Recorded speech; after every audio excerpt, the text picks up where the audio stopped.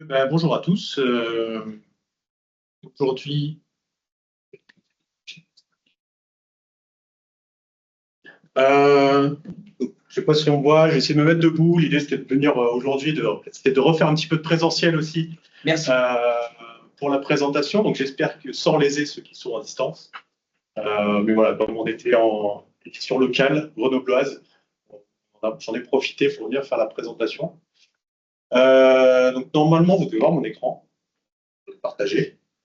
Donc, le sujet de la présentation, qui va être un petit peu dense, je m'en excuse par avance, mais je vais essayer d'être le plus large possible, mais d'aborder un peu différents sujets.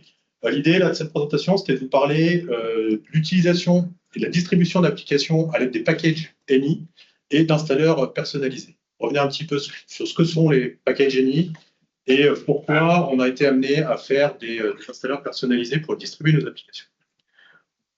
Je me présente en quelques mots. Maxime Renaud, ça fait 15 ans que je suis dans le monde ENI. Je suis passé par ENI, par des intégrateurs. Aujourd'hui, je travaille dans une société qui s'appelle Biologique. Aujourd'hui, je fais du développement en interne d'applications, que ce soit en LabVIEW ou en test-stand, soit aux équipes support hardware ou firmware, pour soit des mesures spécifiques ou automatisées, en fonction des besoins. Et on a également tout ce qui est transfert en production avec les bancs de test. On a de quoi s'amuser. Ce sont en LabVIEW ou en test-stand et distribuer nos applications, ce qui nous a amené un peu au sujet de cette présentation. Rapidement, Biologique, qu'est-ce que c'est? C'est une entreprise où on fait des instruments ultra précis pour la recherche académique ou industrielle, avec des microscopes électrochimiques, potentiostat, galvanostat, analyseurs d'impédance. Et aujourd'hui, on développe pas mal toute une gamme de produits autour des cycleurs de batterie. Ça reste de l'électrochimie, ça reste notre cœur de métier. Voilà, donc nous, on intervient avec mes collègues qui font aussi du développement LabVIEW pour aider les équipes de développement à mettre au point ces instruments-là. Biologique, en quelques mots, c'est quoi? On est une entreprise taille moyenne. On a notre siège social à Cessiné-Parisé. On conçoit, on développe et on fabrique nos instruments en France. On est basé à Cessiné-Parisé, à côté de Grenoble. On a également toute notre production. Une présence mondiale avec des distributeurs et des filiales suivant les pays. Une entreprise qui se porte plutôt bien, parce qu'on a 15% de croissance depuis 2000. Et puis, pour les Grenoblois, bon, vous avez peut-être vu la petite, cette année, on fêtait nos 40 ans. Oui, pas fait la j'avais pas mis ma photo au début, mais en fait, si vous étiez sur le Grenoble, vous m'avez peut-être vu passer sur le tram au début d'année, sur le tram A ou B, je sais plus. Enfin, bref, on fête nos 40 ans, on est voilà, sur Grenoble, une entreprise innovante, et plutôt sympa. On va passer maintenant au sujet qui nous intéresse sur la présentation, la partie technique. Donc, on va avoir au programme de cette présentation un petit passage sur ce que c'est qu'un package ENI, parce que vous n'avez peut-être pas tous eu l'occasion de jouer avec, comment on va créer un package, et comment on va pouvoir gérer le déploiement de son application avec un package ENI. C'est quoi un package ENI? C'est un fichier unique qui contient plein d'informations. La première chose, les fichiers que j'ai envie de déployer sur le poste concerné. Des informations sur le package, avec les informations de version, de description, plein d'autres informations qui peuvent être inclus dedans, le distributeur, qui a développé le package, un peu comme on peut avoir sur les exécutables LabVIEW ou les installeurs LabVIEW. Et ce qui est assez intéressant, c'est qu'on est capable aussi de faire des dépendances à d'autres packages. Je suis capable de dire que mon application nécessite d'autres packages pour fonctionner. Côté pratique, ça peut être, je peux avoir besoin du runtime LabVIEW comme package en dépendance. Et c'est assez pratique puisqu'en fait, ENI, désormais, depuis quelques années, si vous regardez, vous ne passez plus par les installeurs classiques qu'on avait, on passe également par des packages. Et on a même une application, on verra juste après, qui nous sert à ça. Donc ENI, aujourd'hui, distribue ses applications à l'aide du gestionnaire de paquets.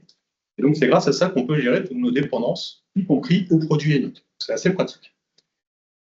Les packages ENI sont plutôt dédiés au déploiement d'applications, pas forcément de sources. J'expliquerai rapidement pourquoi, mais c'est vraiment destiné au déploiement d'applications. LabVIEW, c'est une application. Mais les exés qu'on développe sont aussi des applications. Par contre, je fais un toolkit qui sert aux développeurs dans LabVIEW. Ce n'est pas fait pour ça. C'est vraiment fait pour déployer du code compilé. Pour les curieux, c'est simplement Rasgit. Ça, c'est une petite anecdote avec mes collègues, parce que j'ai une fâcheuse tendance à ouvrir tous les fichiers avec 7-zip pour voir si ça s'ouvre. Et si on regarde ce qu'il y a dedans, on s'aperçoit que c'est juste un zip. Pour les utiliser, on a besoin d'un outil, parce que le package tout seul, il ne fait rien. on a besoin de Any Package Manager. Si vous installez les logiciels Any maintenant, on a forcément Any Package Manager qui s'installe avec. Any qui vous permet de gérer tout ça, voir les différents paquets qu'on a d'installer, voire même les installer en direct avec des configurations prédéfinies. Donc ça, c'est quand même un petit plus. Durant la présentation, je vais peut-être dire NIPM, gestionnaire de paquets Any, Any Package Manager, c'est la même chose. Même dans la littérature, on peut retrouver ces noms-là. Alors, on va se mélanger après avec NIPM, VIPM, Package, etc. Désolé, ça, c'est pas moi qui ai choisi le nom. Mais c'est comme ça. Comment fonctionne NI Package Manager? Ils se sont inspirés des gestionnaires de paquets Linux. En fait, c'est le même principe. D'ailleurs, sur le site, ça s'appelle Debian, etc. C'est rigolo. Bref, l'idée, c'est ça. C'est d'ailleurs, si vous avez déjà joué avec des distributions Linux, vous avez un gestionnaire de paquets qui vous permet de mettre à jour, gérer les versions disponibles sur votre système. Par contre, ce n'est pas disponible sur Linux. Et comme je le disais tout à l'heure, ça ne vient pas de concurrencer VI Package Manager. VI Package Manager, c'est, je dirais, le store des applications pour les développeurs LabVIEW, pour rajouter des fonctionnalités à LabVIEW. NIPM, ça sert à déployer des applications qu'on a développées. Ça, c'est assez important. Les deux outils ne sont pas en concurrence, ils sont complémentaires. Donc ça, c'est la théorie. Comment on fait pour construire un package Any? En fait, on a plein d'endroits depuis lesquels on peut construire un package. Depuis LabVIEW, alors c'est le plus simple, créer une spécification de construction. Alors, c'est disponible depuis LabVIEW 2016 en rajoutant justement un package qui permet de l'ajouter. Ça doit être natif depuis 2018 ou 2020 dans LabVIEW. On peut créer un package Any. On a une API qui nous permet de causer avec NI Package Manager, qui nous permet de faire, en fait, c'est juste un wrapper de ce que c'est faire NI Package Manager en ligne de commande. Et du coup, l'API est disponible gratuitement sur VIPM. J'ai mis les liens dans les vidéos, dans la présentation. Je le dis maintenant, la présentation que j'ai faite, elle sera disponible après sur GitHub. Tout le code que je vais montrer sera disponible également sur GitHub. Donc, il y a peut-être des choses où je vais passer vite, mais vous pourrez revenir dessus, réutiliser la démo et utilisable directement. Depuis NI Package Builder, la petite parenthèse, NI Package Builder, c'est un outil qui est plutôt orienté pour Testand, pour créer des packages. Et c'est un outil qui est dédié à créer des packages, comme son nom l'indique, et qui a quand même un petit lien avec Testand qui peut être intéressant. Depuis Testand, depuis l'outil de déploiement Testand, on peut créer des packages en ligne de commande, c'est pour les fans de ligne de commande. Alors là, les petites subtilités, vraiment pour la parenthèse, on peut faire des lignes de commande sur anypackagemanager.exe qui permet un certain nombre de fonctions. Et on a aussi anypkg.exe qui permet de faire d'autres fonctions. Ça, c'est côté pratique. On a d'autres logiciels Any également qui permettent de le faire. GWeb Development Software permet de faire des packages. Feu NXG qui permet de faire des packages.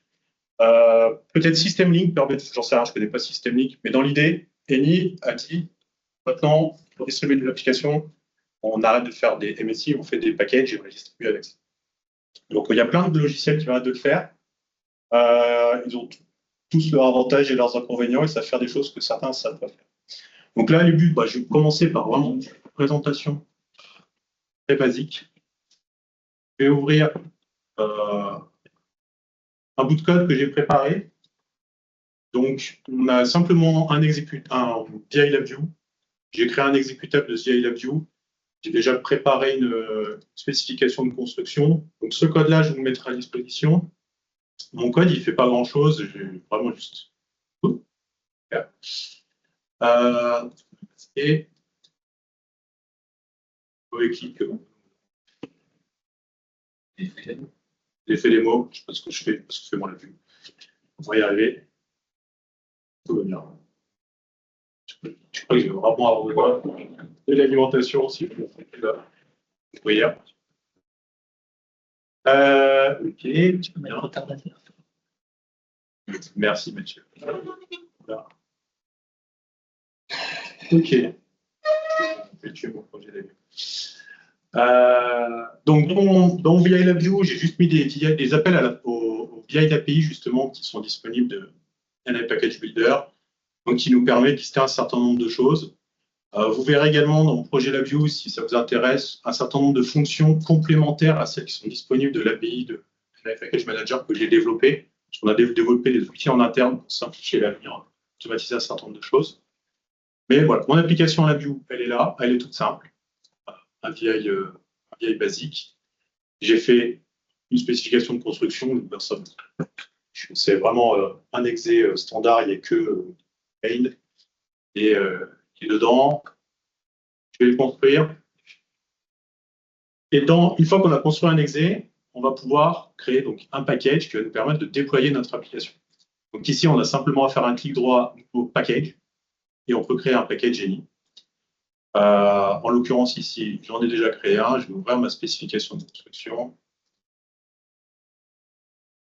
PC, ça les fait, partage Teams.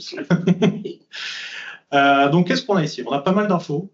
Alors, au début, c'est pas très clair. Et là, je vous avoue que la documentation est parfois un petit peu incomplète.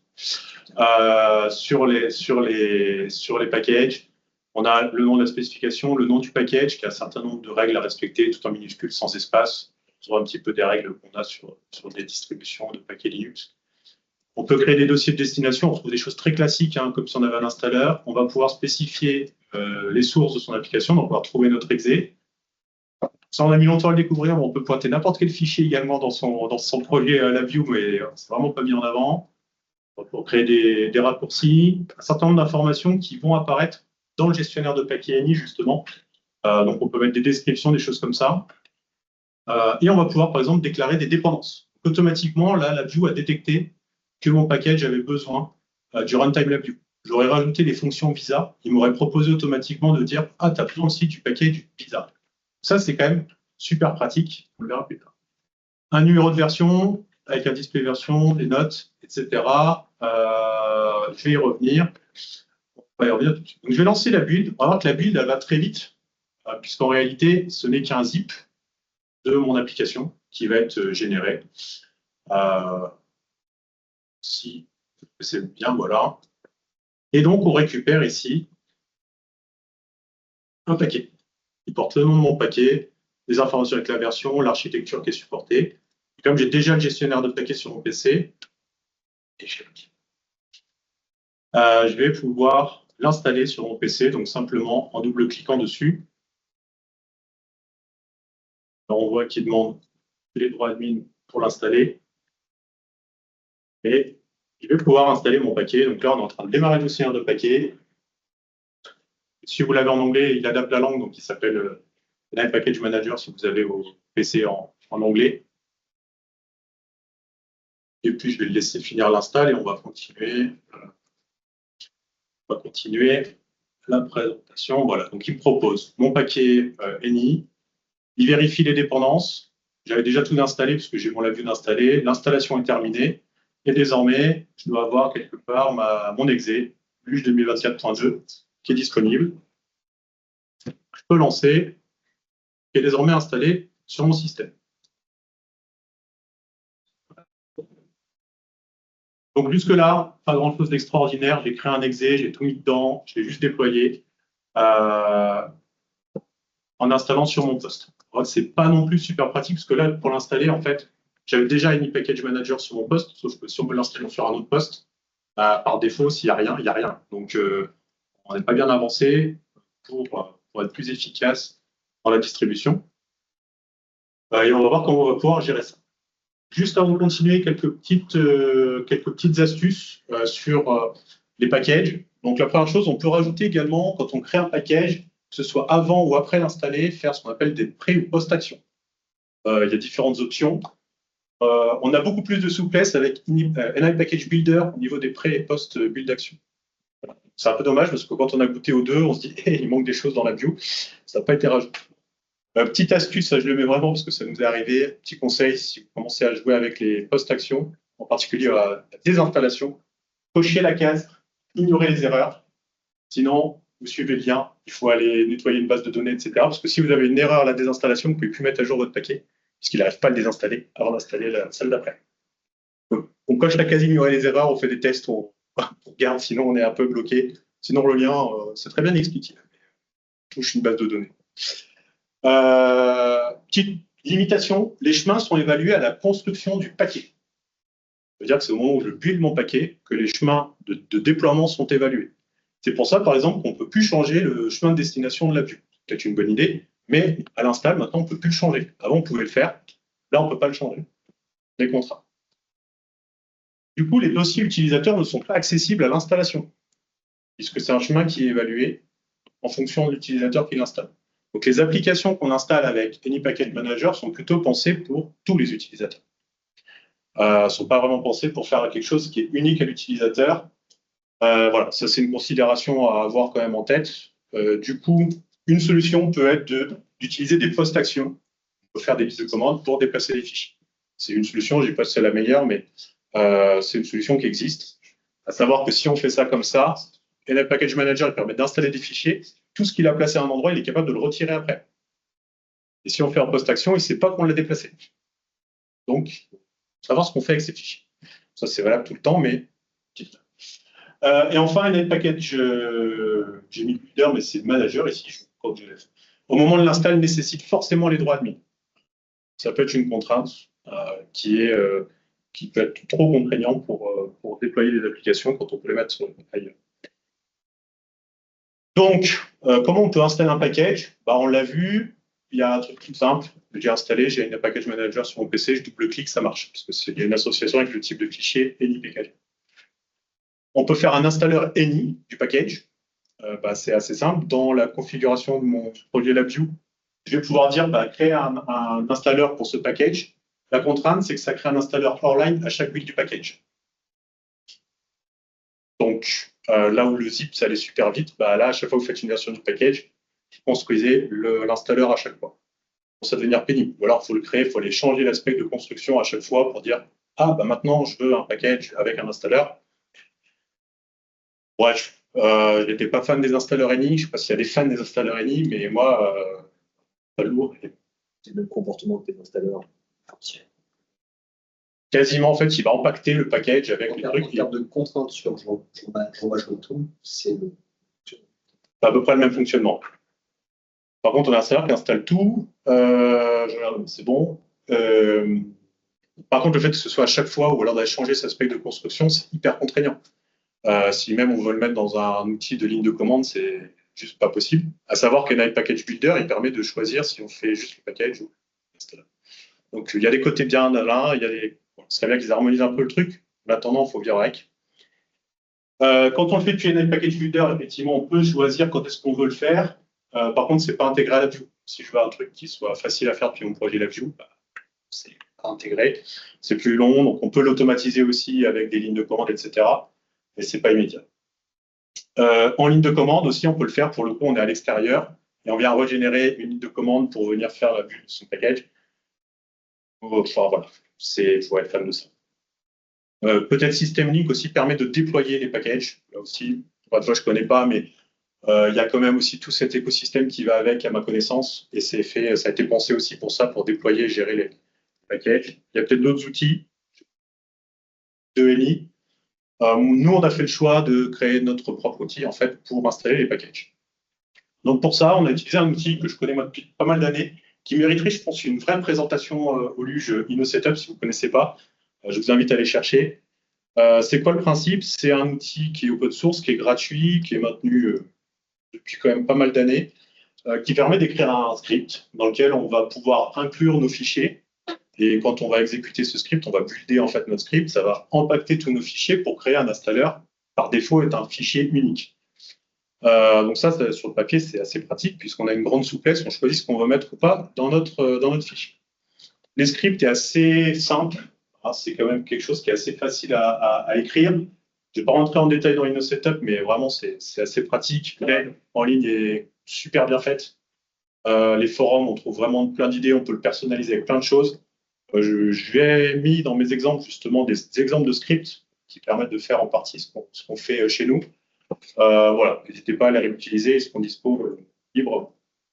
Donc l'idée, là, je vais vous montrer des scripts que j'ai déjà faits, qui sont à dispo. Je vais les utiliser parce qu'on n'a pas le temps, j'ai pas le temps de rentrer dans le détail. Mais si tout se passe bien, ça devrait être pas mal.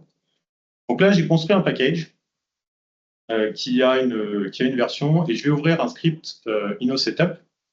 Moi, ce que j'aimerais vraiment bien faire, c'est que ce que sait faire National Instruments sur ses installeurs, justement, de LabVIEW, c'est on télécharge un installeur, installer LabVIEW, il fait quelques mégas, ou le runtime LabVIEW, il fait quelques mégas, double-clic, et si je connecte à Internet, il télécharge tout ce qu'il faut. C'est quand même vachement plus pratique que d'envoyer des installeurs en ligne à chaque fois. Surtout quand on va installer les runtime LabVIEW, des choses qui ne nous concernent pas.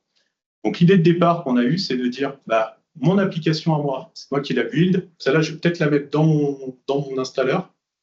Le reste, je vais laisser le gestionnaire de paquets gérer les dépendances et aller chercher ce qu'il faut sur le site ennemi. En gros, ça m'évite d'avoir à héberger des installeurs, d'envoyer des mégas et des mégas de fichiers. Ça va beaucoup plus vite. J'ai un certain nombre d'informations au début, je vais juste vérifier. Ok, non, ça c'est bon. Donc j'ai mon script ici. Qu'est-ce que je vais faire dans mon script? Je vais intégrer en réalité deux fichiers.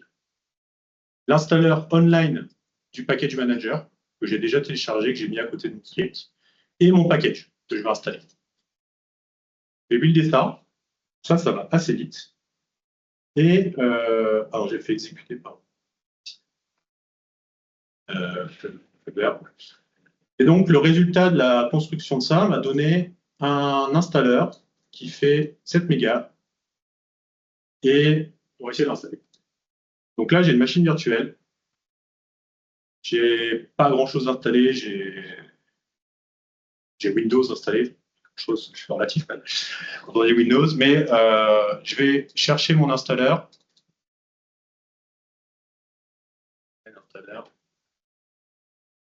Là. Et c'est parti. Je vais poser un numéro admin. Il va me dire que je vais installer mon application. Et donc, en fait, mon script, il va faire deux choses. Il va installer le gestionnaire PKNI et il va prendre la dernière version sur le site en ligne. Donc ça, c'est assez pratique. Donc, il est en train de le faire. Je vais faire un défi, hein, parce que je le fais vraiment en direct. Normalement, ça devrait aller assez vite. Derrière, une fois qu'il a installé le gestionnaire du PKNI, je lui dis, bah, installe mon propre package, qui lui va lui dire, au fait, j'ai besoin de ça et de ça. Et il va aller le télécharger tout seul. À la limite, on va le laisser tourner en tâche de fond, parce que sinon je risque de déborder un peu trop. Mais mince. Le principe de cet installeur, c'est le suivant. Bah, je prends l'installeur online de Inline Package Builder qui va toujours chercher la dernière version. Ça, c'est assez pratique, parce qu'il faut toujours, quand on a buildé, je ne l'ai pas mis, c'est vrai. Quand on a buildé un package avec une version du Inline Package Builder, on est obligé d'avoir Package Manager. On est obligé d'avoir au moins cette version-là sur le poste sur lequel on distribue. Ça, c'est une petite contrainte. Mais là, je suis à jour. J'installe mon package. Éventuellement, j'installe des informations de mise à jour de mon package. J'ai un mon installeur. Et à l'installation, il fait simplement la chaîne qu'on a vue. J'installe le package NPM. J'ai bien NPM. Vous avez dit que j'allais mélanger. J'installe mon package. J'inscris les infos de mise à jour. Et mon package est disponible. Il y a une autre version du package qui est du script InnoSetup que j'ai mis à disposition qui permet de générer un installeur hors ligne. Parce que c'est bien, mais il y a des fois, on a envie d'avoir aussi quand on a fait la distribution pour le fil à client, une fois pour toutes, et ben, on a besoin d'avoir tout d'un seul coup. Là, le principe est un peu différent. Enfin, c'est un peu différent. On vient compléter le principe existant. Le point de départ est un tout petit peu différent parce que je suis obligé de le générer depuis un package installé pour que l'API me liste les dépendances. C'est un détail, mais je vous ai mis tous les VI qui permettent de faire ça et l'explication dans le script. Là, mon installeur, qu'est-ce que je lui mets dedans? Je lui mets l'installeur offline de NIPM. Je lui enregistre un dépôt local de dépendance. En fait, j'ai fait exactement ce que font les installeurs ENI. Dans tous les paquets, il crée un dépôt local. Il installe tout ce dont il a besoin. Il installe mon paquet, je mets ça dedans. Des informations de mise à jour. Je le build, j'ai mon installeur et je peux lancer l'installation. Ça suit le même schéma. Alors, on va juste voir si mon installation est finie. Tac, donc là, je suis parti de rien. J'avais juste mis mon package dedans. Il me dit qu'il a besoin de deux choses, la view et les certificats ENI. Donc là, il va installer le runtime LabVIEW et mon appli, normalement, automatique. Laissez tourner. C'est vite.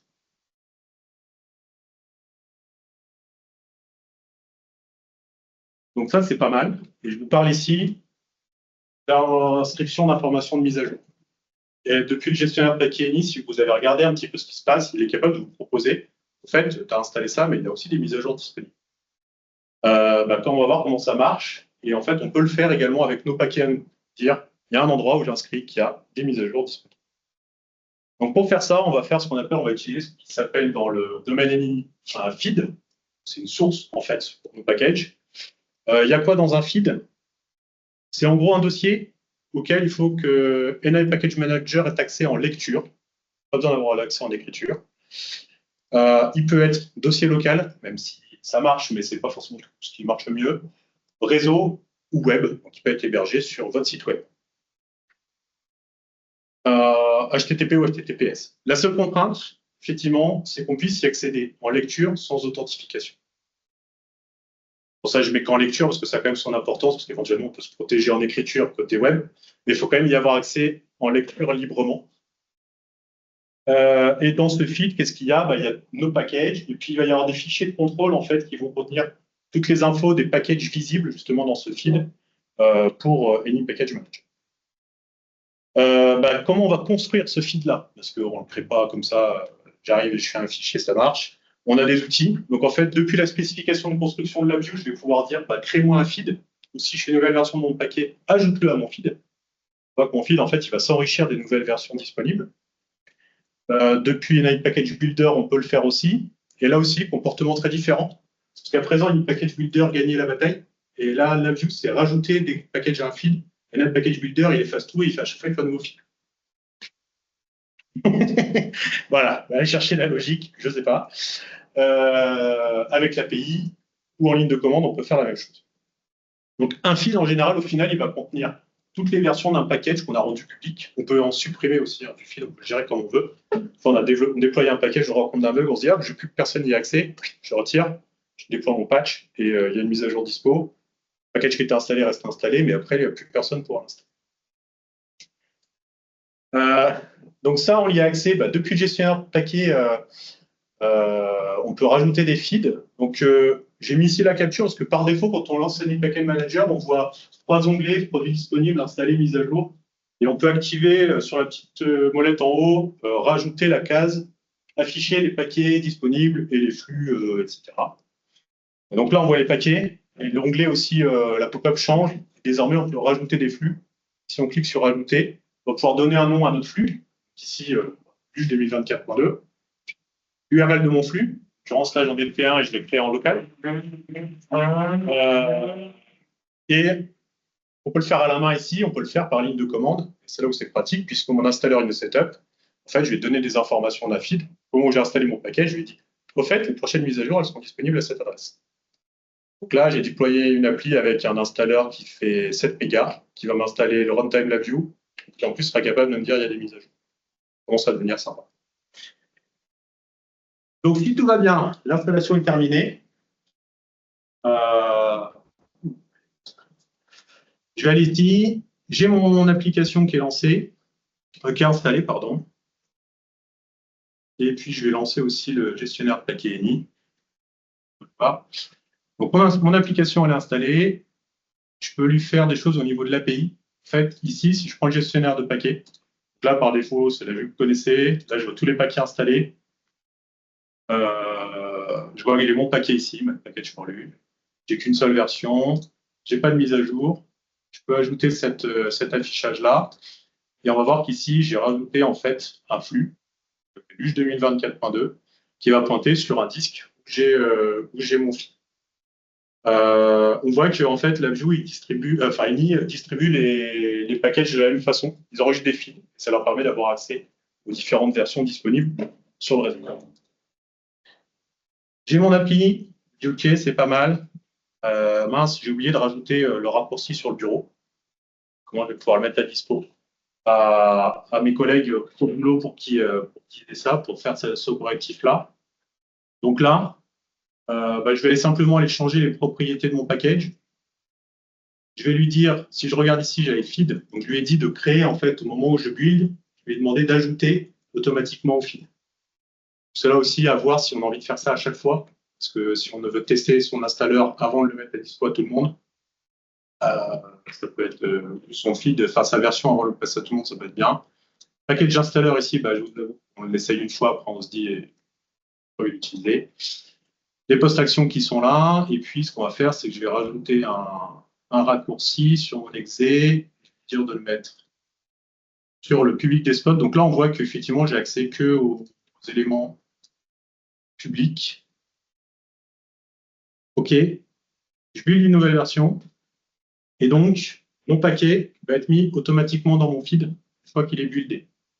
Je n'ai même pas touché mon exe d'ailleurs, parce que là, je suis juste rajouté un raccourci, je n'ai pas fait de modif de mon exe. Les raccourcis sont gérés effectivement normalement par les installeurs. Et si je vais ici, dans mon build, dans mon feed, on voit que j'ai des fichiers de contrôle.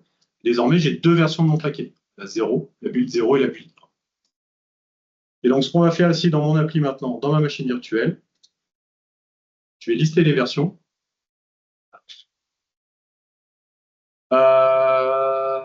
Check format. Et...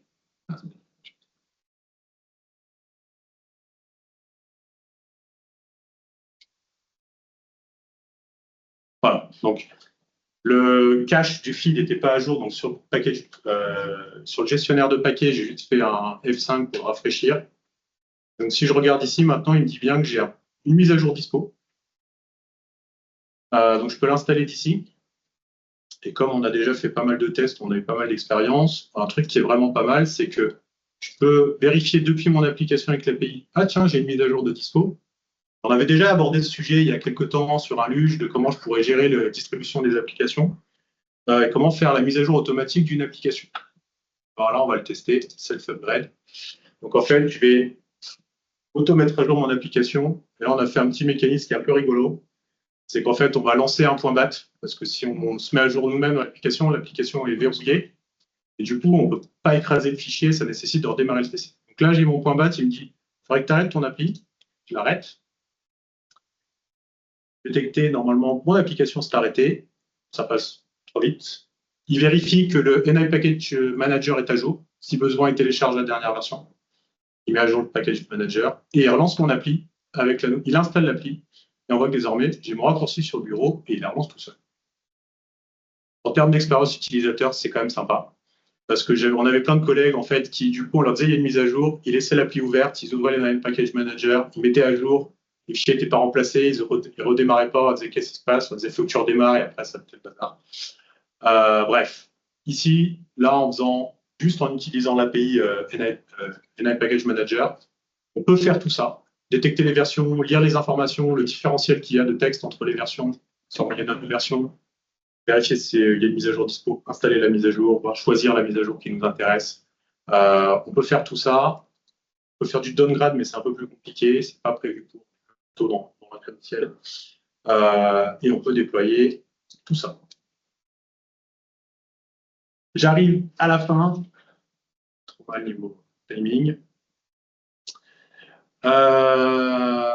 Donc pour résumer, personnellement, je trouve que les packages Genie sont vraiment un outil puissant pour distribuer les applications. Parce qu'en fait, on va vraiment avoir une approche où j'ai d'un côté mon exe, de l'autre côté, je l'empaquette dans autre chose qui me permet de gérer toutes nos applications. Et d'ailleurs, ce qu'on a vu, la présentation, une fois au luge, ça répond globalement à ce besoin-là. Comment je fais pour mettre à disposition des versions d'application à mes clients, qui sachent quelles sont les versions disponibles, quel est le différentiel entre les versions, comment je fais distribution assez légère de mon application, parce que ça peut être un vrai problème. Là, on voit, on fait un installeur en ligne, 8 mégas, enfin, je suis assez content de ça, quand on voit les installeurs hors ligne qu'on génère sinon. Gestion des mises à jour depuis l'application avec l'API, donc ça c'est quand même super pratique, puisque du coup on peut faire des pop-up qui au client, il y a une mise à jour dispo, tiens, tu peux gérer ça. Dans le pire des cas, c'est planté sur la façon de gérer la mise à jour de notre appli.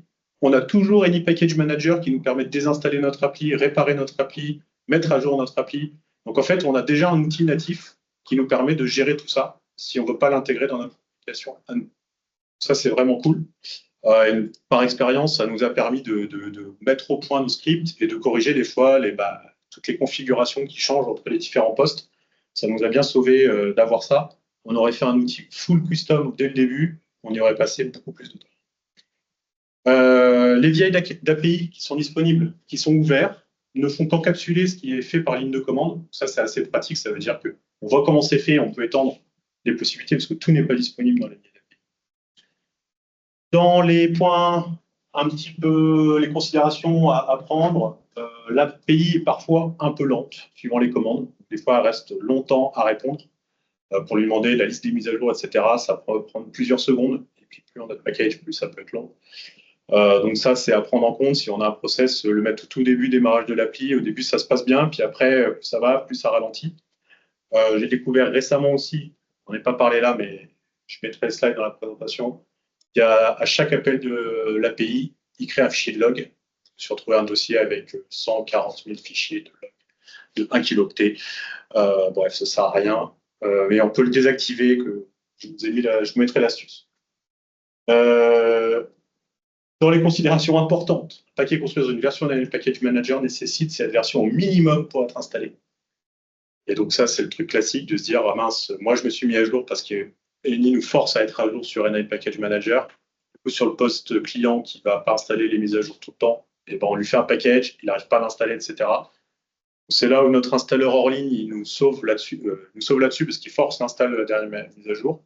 Ou le script qu'on a fait qui vient checker d'abord si Anime Package Manager est à jour, et si besoin, il le met à jour. Manque d'harmonisation entre les outils Eni, ça c'est un peu dommage parce qu'il y a des bonnes idées à droite, des bonnes idées à gauche, des bonnes idées qui n'ont pas été mises dans l'autre, donc on est un peu perdu. Si on fait du testant plus du LabVIEW, bah, on utilise un peu les deux et on mixe le tout, c'est pas évident d'avoir une vue globale. On travaille encore sur des outils qui nous permettraient de faire quelque chose de plus puissant pour gérer ça, justement sur le bon testant. Ça demande du temps, du test. Donc, on fait ça progressivement.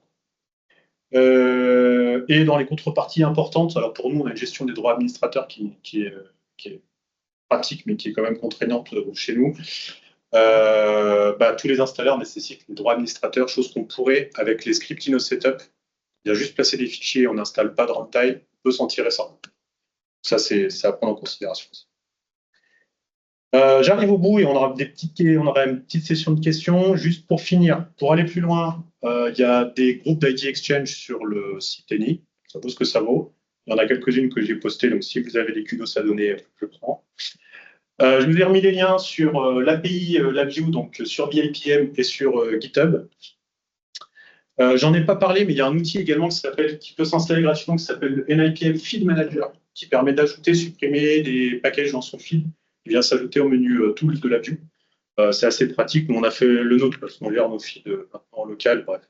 Mais du coup, c'est ouvert, c'est open source, on peut le modifier. L'aide détaillée sur les command line. Sur nipkg.exe, il faut mettre nipkg espace help, cette belle aide qui s'affiche. Sur anypackagemanager.exe, il faut mettre -help, cette belle page qui s'affiche. Donc on est bien dans l'harmonisation des outils. Et si vous faites l'inverse, ça marche pas. Un petit lien sur InnoSetup, vraiment je vous conseille de regarder si vous avez jamais fait d'installeur avec, si vous avez des fichiers à distribuer. C'est vraiment un bel outil gratuit, facile à utiliser, customisable à l'infini. Les sources de ma démo, de la présentation seront disponibles sur un GitHub qui est là. Donc la présentation, elle arrivera dans la foulée, puisque j'ai fini au dernier moment, j'ai des petites coquilles à corriger. Et il y a aussi une présentation assez intéressante de la GDEFCON sur ce que sont les packages Eni. Donc ça vient bien compléter ce que j'ai dit. Et sur l'esprit aussi qu'il y avait au moment de la création de ces packages-là, dans quel contexte ils ont été créés et pourquoi ils sont utilisés. Voilà, j'arrive au bout de cette présentation. Je crois que j'ai tenu le timing. Un beau défi. Voilà, je ne sais pas s'il y a des questions et je suis là pour y répondre. Quelques questions. Deux questions. Deux questions. Question numéro 1.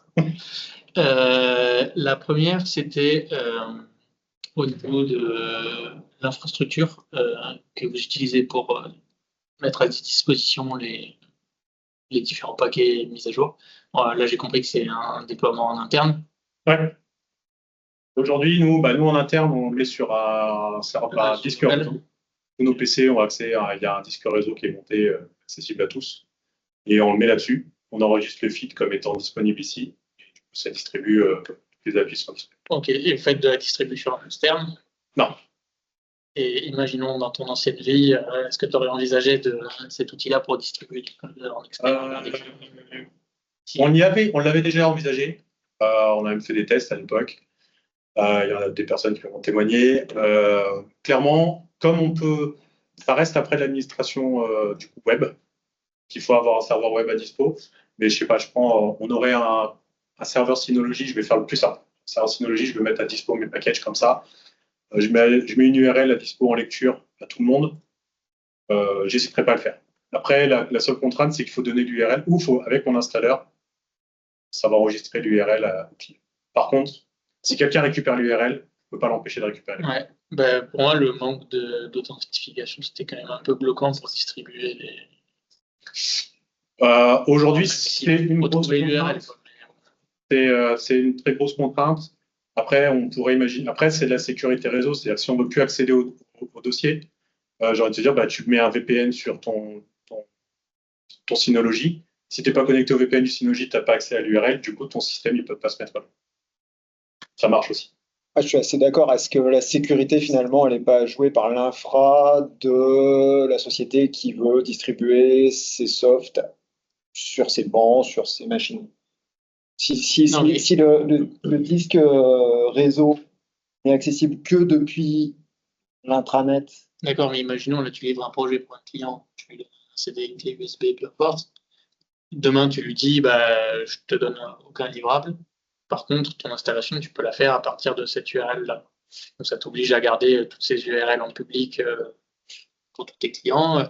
Bon, le risque est limité si tu mets une URL hyper compliquée, quoi. Mais c'est une vraie contrainte. Effectivement, je m'en cache pas. Il faut que c'est une contrainte identifiée que je n'ai pas aujourd'hui. Par contre, effectivement, ça relève de l'infrastructure réseau et aujourd'hui, j'ai pas de solution. Enfin, clairement, Any Package Manager est à la base pour les softs techniques qui sont accessibles assez facilement. Distribution publique. La problématique n'est pas liée à Any Package Manager. Pour moi, c'est distribution de package tout court. Pas d'application. Voilà. Dans tous les cas, effectivement, si on prend une solution qui serait distribuée, on a un site web sécurisé pour y accéder, pour récupérer l'URL, etc. Et on télécharge un fichier à ce moment-là, il y aura toujours un moment où quelqu'un pourra récupérer le fichier. Là, l'URL peut être facile d'accès. Si on ne montre pas à l'utilisateur, je peux faire toute ma démo sans que la personne voit Any Package Manager. J'y suis allé volontairement. C'est un risque. Je peux aussi enregistrer un feed pour me mettre à jour avec la dernière version. Parce que finalement, je peux faire la même chose avec dire, je fais mon package, mon installeur n'installe que la dernière version, il enregistre un feed, il installe la dernière version, il enregistre le feed, et ni vu ni connu, j'ai profité du système. Mais clairement, l'infrastructure réseau n'est pas gérée par ça. Et la sécurité réseau, c'est une contrainte auquel, si on dit je vais l'utiliser, c'est à prendre en considération. Parce que pour moi, les mises à jour et la distribution des mises à jour via les feeds, c'est hyper attrayant comme proposition. Ok. Mais là, moi, si je ne suis pas connecté au VPN de ma boîte, je n'ai pas accès à mon disque réseau, disque partagé. Et la package manager va me dire j'ai pas accès à ça. Alors du coup, je vais voir l'URL, mais en soi, j'ai plus accès. Donc c'est mon IT qui m'a protégé. Et c'est une problématique IT. Et à part faire un outil custom, je pense qu'on ne peut pas avoir un truc intégré. La solution qui peut exister aussi, c'est de se dire je fais un petit script ou un truc au début, en pré-build. Tiens, il faut saisir un code à valider pour installer mon appli. Toujours me protéger.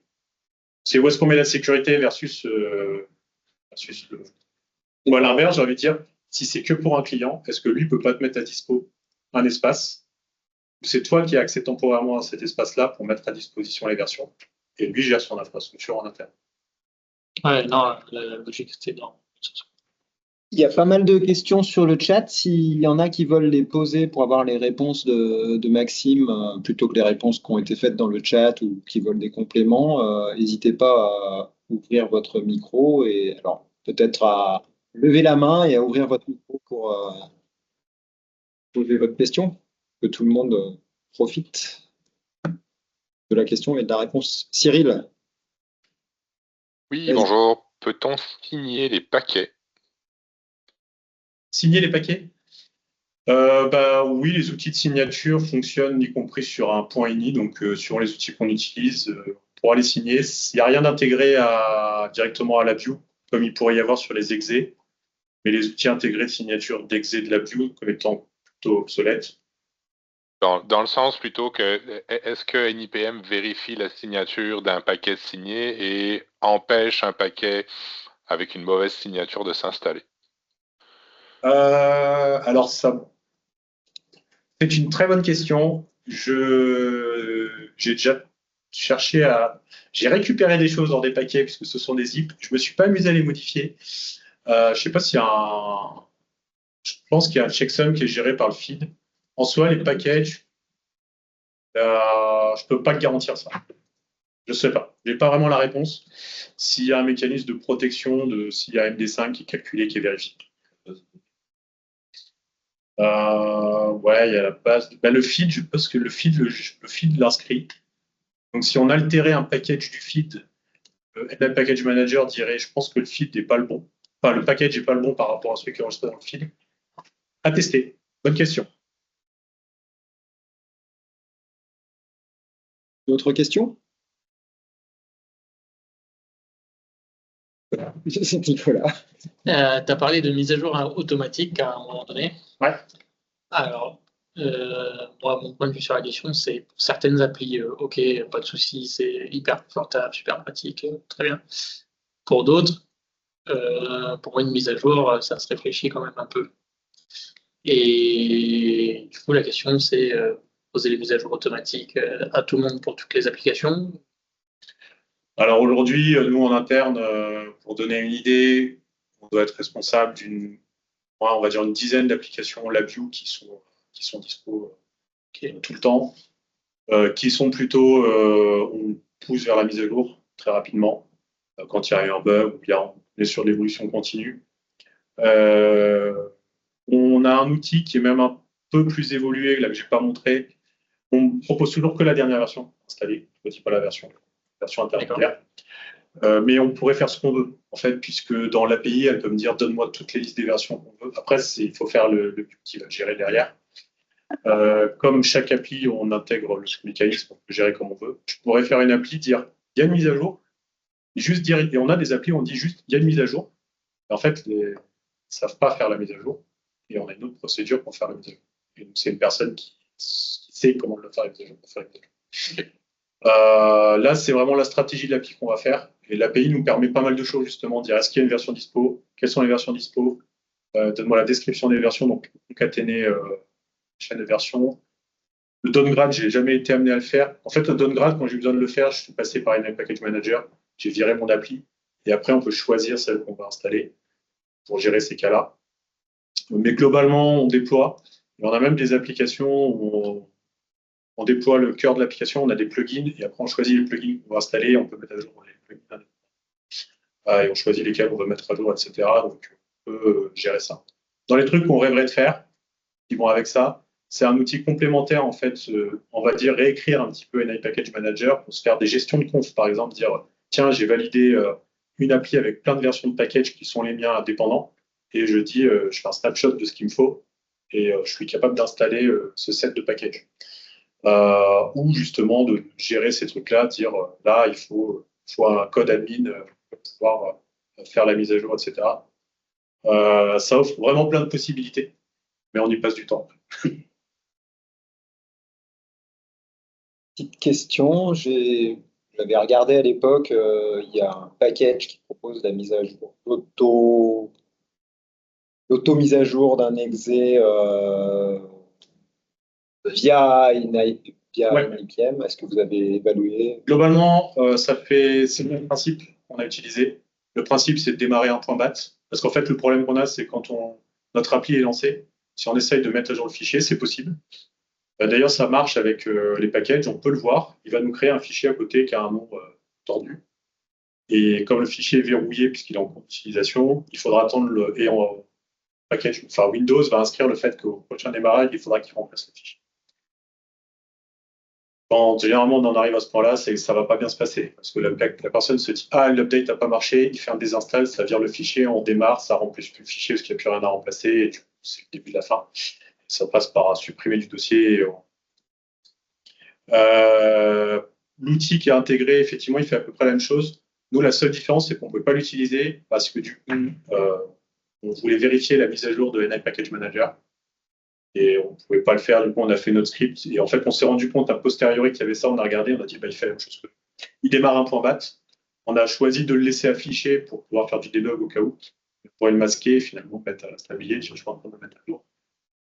C'est le même principe. Tu démarres un autre process, tu peux fermer ton appli.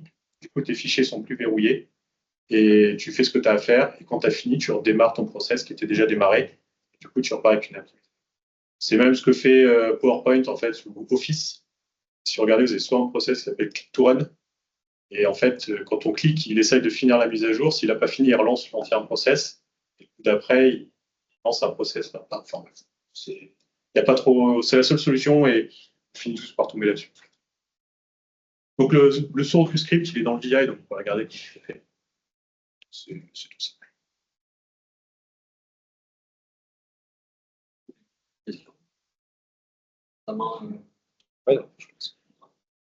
Ouais, puis je reste sur le chat, après je pourrais répondre s'il y a d'autres questions, et puis Il y a le Discord. sur le Discord, exactement, pour répondre à ça. Merci Maxime.